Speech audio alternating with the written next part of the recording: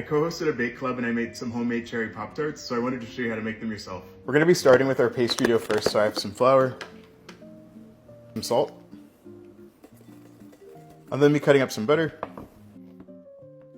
And then using my fingertips as always, I'll be getting the butter mashed with the flour. At this point, the butter should be pretty small within the flour mixture like this. And then finally with the dough, we're going to be adding in some light corn syrup. I'm going to start by tossing it around with a fork, and then I'll just use my hands.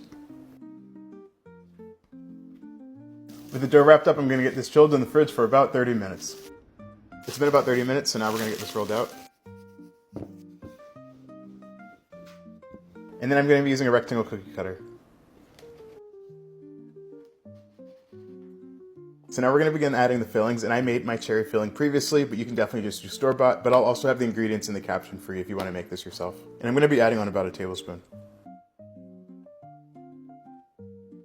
I'm next going to be brushing on an egg wash, and then we'll get these closed up.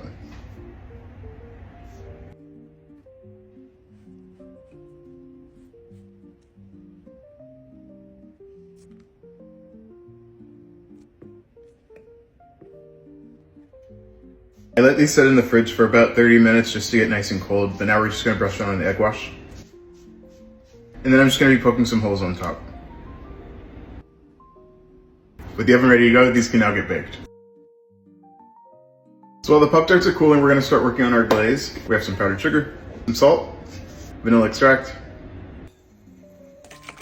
With our frosting done, I'm just going to be adding it on top with a spatula.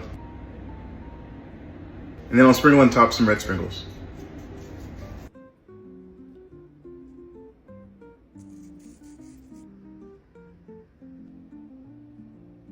So after you've glazed them and add the sprinkles, it's best to let them sit for about 5 minutes, but now for the best part, I get to eat one.